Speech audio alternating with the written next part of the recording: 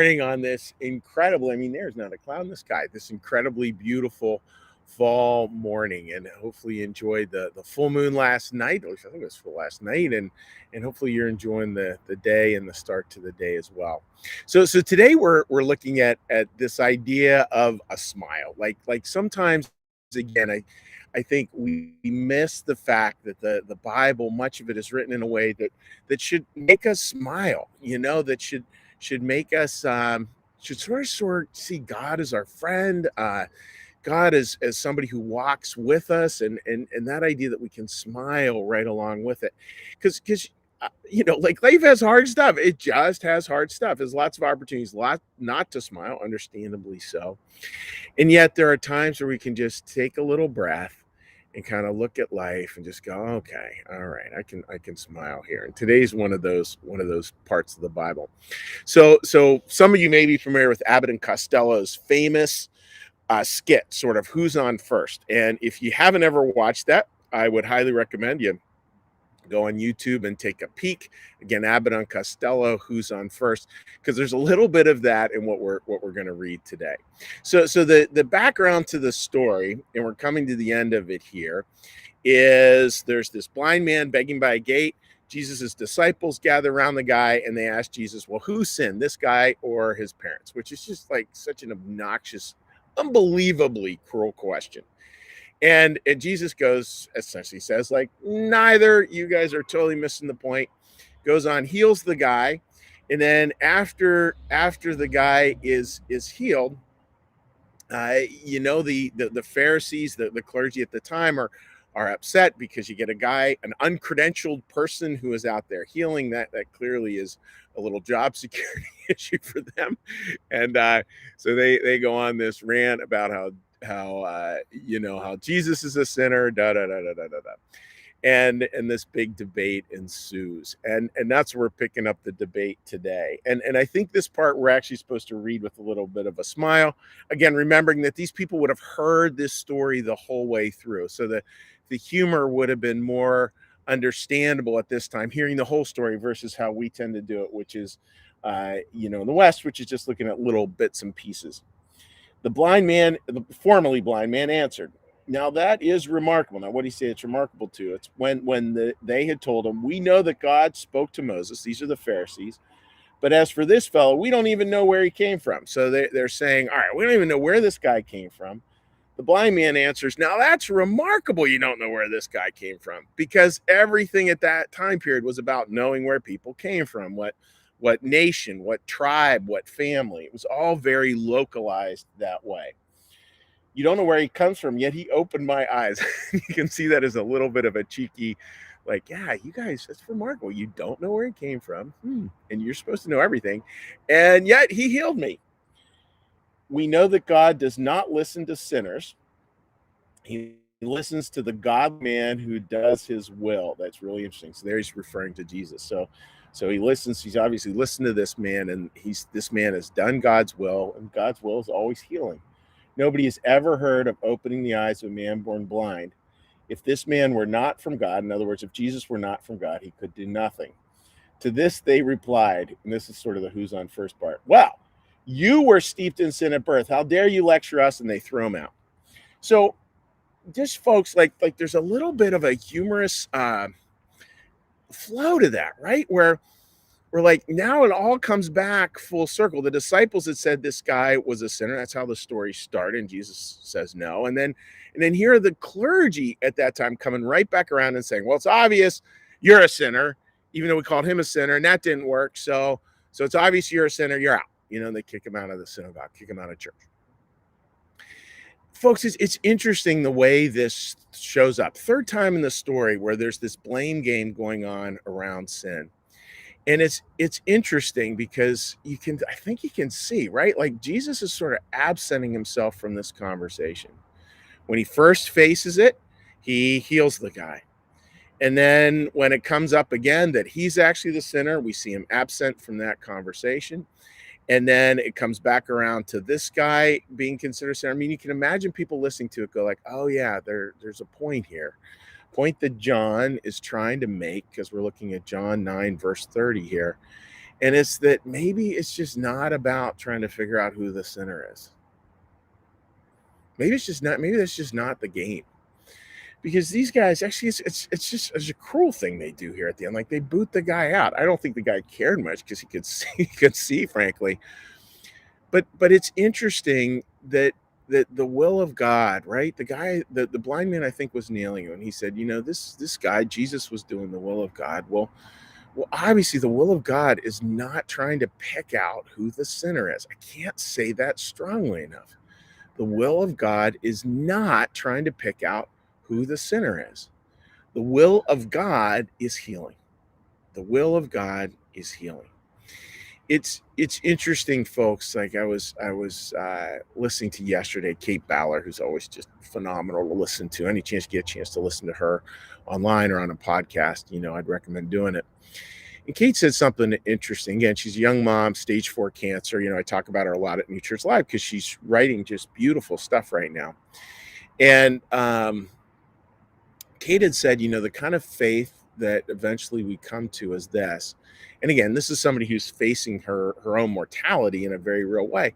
She said, we come to a faith where it's not about easy slogans or explanations of things. And I think when we get to easy slogans, explanations, we get into formulas and that, we determine who's the sinner and who's not.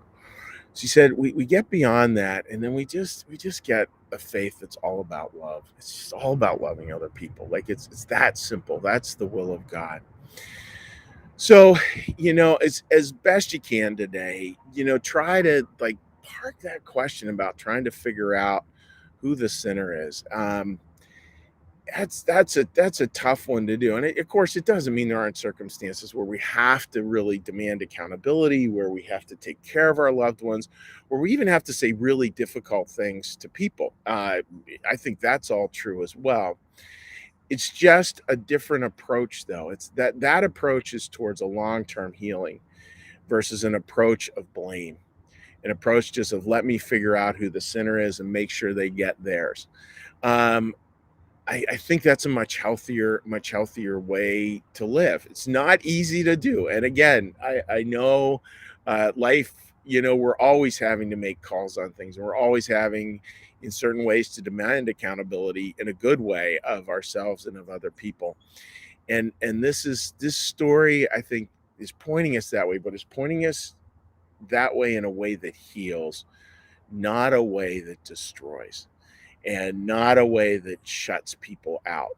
So that's my thought for today. And it should bring a little bit of a smile because actually it's kind of funny the way this story reads. And I think people hearing it would have gotten, oh yeah, this is John trying to get us to smile a bit. And we can smile at that. We can smile that endeavor of always trying to figure out, well, there must be somebody here to blame, and there must be a sinner in here somewhere. And instead just take a breath and just do what we're called to do, and just think about healing as best we can. So being a healing and loving presence in the world. So that's my thought for today, friends. And what I want to do now is just we're going to do a little meditation. After the meditation, we're going to do a little prayer. After the prayer, we're going to do a little blessing, and after the blessing, I'll say hi to folks who would like to leave a comment on New Church Live's Facebook page. Again, I'll be reading comments off of New Church Live's Facebook page. So with that, friends, let's all just get a big breath and listen to the bell.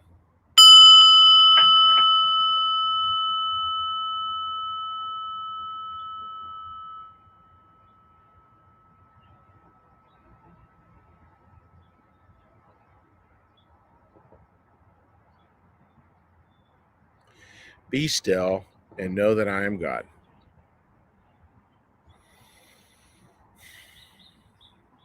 Be still and know that I am.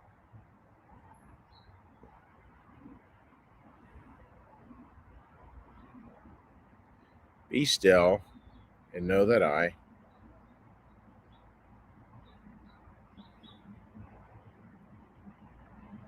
Be still and know that.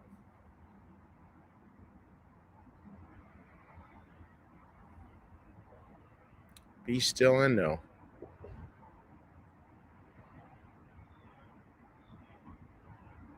Be still and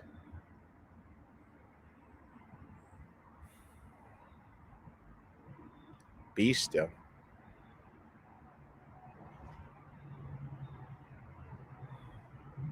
Be.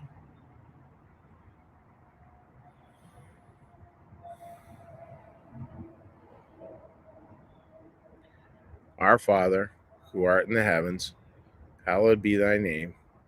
Thy kingdom come, thy will be done, as in heaven, so upon the earth.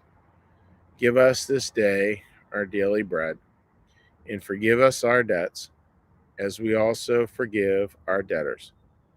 And lead us not into temptation, but deliver us from evil.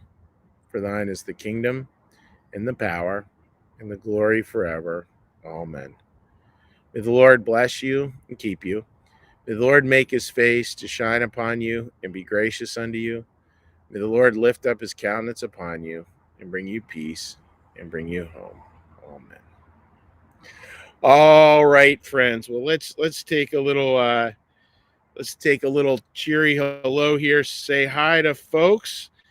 And if you go onto New Church Live's Facebook page, I'll be scrolling it up here in a second. And again, a reason why I scrolled up late is because I can't read all the comments until I scroll it on up. So hold on one quick second here. My apologies for being so slow on this. All right, folks, let's see what people have to say this morning. Marilee says good morning, and good morning to you as well. Sherry writes, happy Thursday. And yeah, Sherry, it's going to be a good Thursday. My buddy Clay McQueen, who many of you know in the congregation, Clay he's got some serious health things that he's handling with the typical grace that he handles life with. And he called me up and said, Chuck, I want to go out to get French toast. So we're going to get French toast after this, which will be a ton of fun. Linda, good morning to you, my friend. Paige, good morning. Uh, oh no, Gene, Mason, and Hayden send their regards. Whether mom takes John to urgent care for a blow knee. Oh, that sounds like zero fun. Jen, good morning to you. It was great to get a chance to see your hubby and your boy last Sunday. That was terrific. Sherry, approach of kindness and hope. It really is like, and just that idea. Like as I was thinking about it, like, I don't know of a case in the New Testament where Jesus is sort of out to discover who the sinner is, which is kind of interesting. Joy, good morning to you, my friend. Hopefully you're doing well. Marcus, good morning. Linda, you're welcome, and thank you for being who you are. I just appreciate all that you folks bring to life as well. So wishing all you folks a great day, just of love and care, and just wishing you all the best.